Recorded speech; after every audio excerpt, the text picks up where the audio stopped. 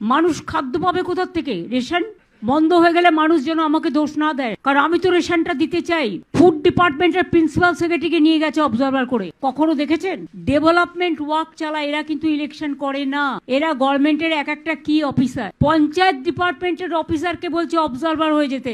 রাস্তাঘাট দেখবে, গ্রামীণ রাস্তা তৈরি করবে, আরবান রাস্তা তৈরি করবে। ঝড় জলে রাস্তা ভেঙে গেলে, ব্রিজ ভেঙে গেলে, দুর্যোগ হলে, ডিজাস্টার হলে পিডব্লিউডির প্রিন্সিপাল সেক্রেটারি একটা বড় ভূমিকা থাকে, তাকেও অবজারভার করে নিয়ে চলে যাওয়া হয়েছে।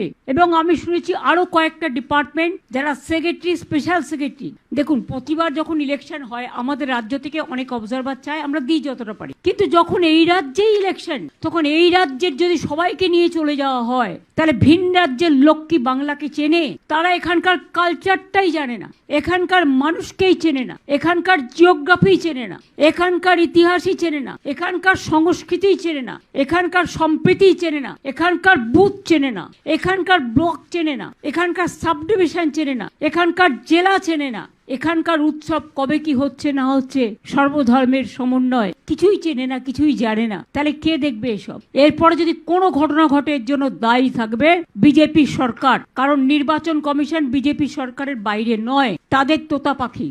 সব বাংলার অফিসারদের যদি তুলে নিয়ে যাওয়া হয়, বাংলার মানুষ কি দেখবে কি? আমাদের তো যেহেতু ইলেকশন, এখানে তো অঘোষিত না, ঘোষিত প্রেসিডেন্ট রুল করে দিয়ে, লজ্জা লজ্জা লজ্জা। প্রেসিডেন্ট রুল করে মোদিজিকে ইলেকশন করতে হচ্ছে। বাংলার মানুষকে এত ভয়। আমরা বলি না ইতিহাসের পুনরাবৃত্তি হয়, ইংরেজরা কলকাতা ক্যাপিটাল ছিল, বাংলার মানুষের ভয় তুলে নিয়ে গেছিল দিল্লিতে রাতারাতি, যে বাংলার মানুষকে দমানো যাবে না, সামলানো যাবে না। তারা মাথা নত করে না, এবং একই কারণে বাংলা ওদের অনেক দিনের টার্গেট, কারণ ওরা চায় না বাংলার রাজ্যটা থাক।